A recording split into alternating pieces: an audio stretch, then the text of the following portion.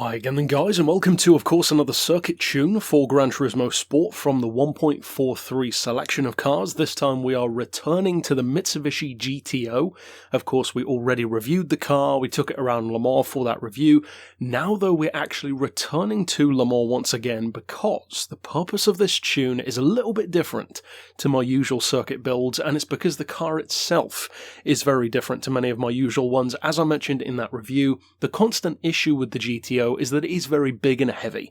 The weight in particular will always affect it on a tight circuit, such as for instance Dragon Trail, where I would usually pit my circuit tunes against each other.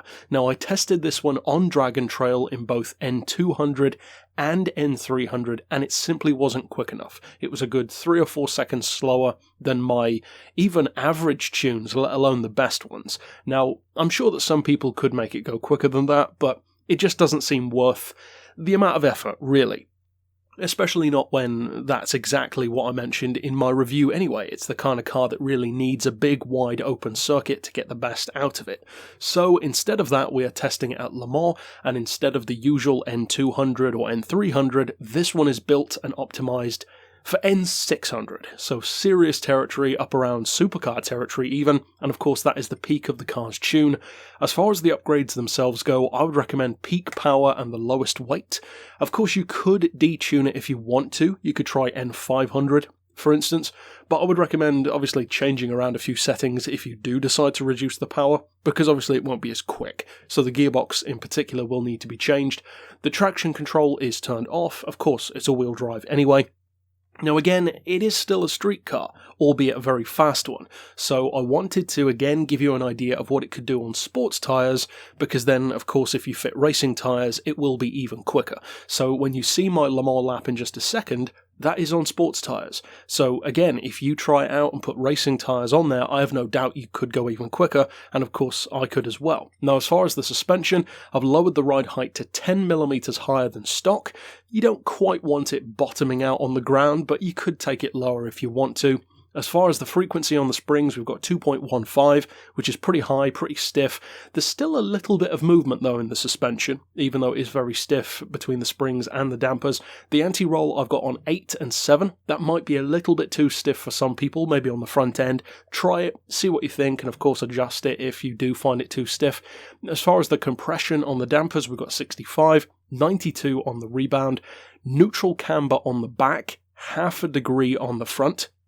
And that's actually not for stability, which is what I would usually use it for. In this case, it's to improve the turn-in, because in a similar way to the Subaru, it does have a natural tendency to heavy steering over the front end, which of course is a byproduct of all-wheel drive in general anyway. So the toe angle is neutral as well. Downforce cannot be adjusted, even though it does have active aero. As far as the diff, I've opted for the lowest initial torque, the highest acceleration, and the highest braking. Again, it's a very personal thing. Of course, the diff will change from person to person depending on what driving style you prefer, so you could change that if you want to. And finally, for the gearbox, of course, this is optimized and designed to be an N600, so if you do tune it, as I said, to N500 for instance, you'll definitely want to change these gears. So you want the fully customized gearbox, or transmission in other words. For the auto setting, I've got 224 miles an hour. Then as far as the individual gears, 2050 for first, that helps the launch off the line as well, 1325, 975, 750 and 590 with a final drive of 3.95. Now with those settings, as you'll see in just a second, you can get it up to 212 miles an hour at Le Mans.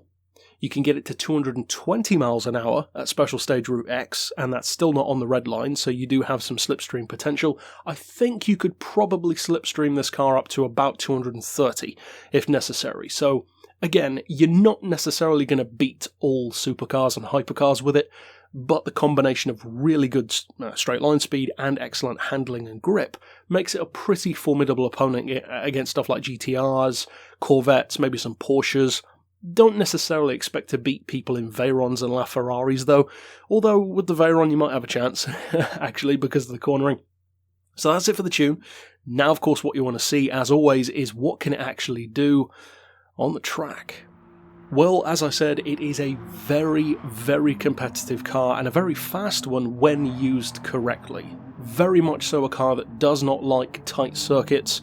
On Dragon Trail, for instance, it didn't feel bad, the handling was still good and the power was still good, even in N200 and N300, but at the same time you can definitely feel the weight. You really do need a big, wide open track to get the best out of the car. Tracks not just like Le Mans, but of course Special Stage Route X against other JDM cars, and even tracks like Monza, for instance, where you've got those nice long straights and longer sweeping corners with a lot of road to give you tons of runoff. It more than makes up for the understeer that the car has, and at Le Mans it really does feel at home. It feels fantastic. Of course, I'm running without the chicanes.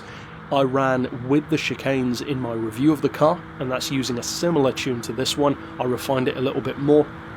But again, you can see the competitive nature. In that review, I beat the AI on the hardest difficulty, and they were in stuff like N1000 LaFerraris. So of course, with real drivers, that wouldn't happen, but with the game, it shows that the car is more than capable of winning, even against cars that are 2 or 3 or 4 classes higher. So again, it's a fantastic car when you use it correctly. In terms of this lap, on Sports Softs, it's running a 350 lap of Le Mans. That's pretty good for a road car, and of course if you run it on racing tyres, you could probably shave at least another 5 seconds off of that, if not more, but I haven't tested that, so of course give it a try if you want to use racing tyres. I'd love to hear what kind of times you get out of it as well, and of course if you want to check out my other circuit tunes and speed tunes and various others, drag, drift, all that kind of stuff, then click right here on screen. But for now, as always, thanks for watching.